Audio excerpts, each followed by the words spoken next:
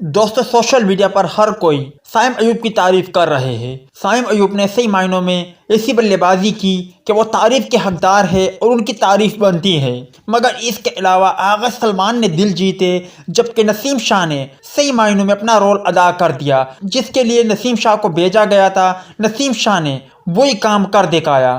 دوستو گزشتہ رات جب سائم ایوب اور آغا سلمان بلے بازی کر رہے تھے اور سائم ایوب نے شاندار سینچری اسکور کی، اس کے بعد 109 رن بنا کر سائم ایوب جب آؤٹ ہوئی تو ساری ذمہ داری آغا سلمان پر آ گئی اور انہیں لازمی طور پر اس میچ کو فنش کرنا تھا۔ پھر ان کے ساتھی جو دیگر بلے باز ہیں عرفان خان نیازی بھی جلد آؤٹ ہو گئے، شاہین افریدی بھی بولڈ ہو گئے۔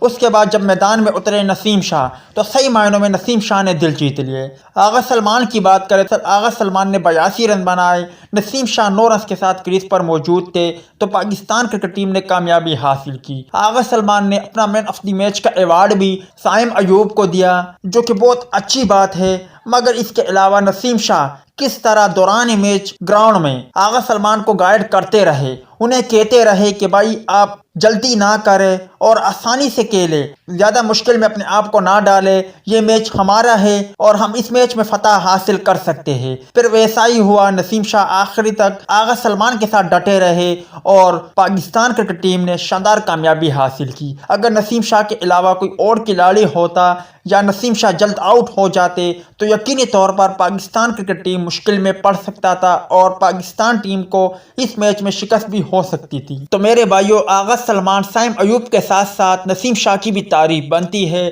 نسیم شاہ کو بھی اگنور نہ کرے۔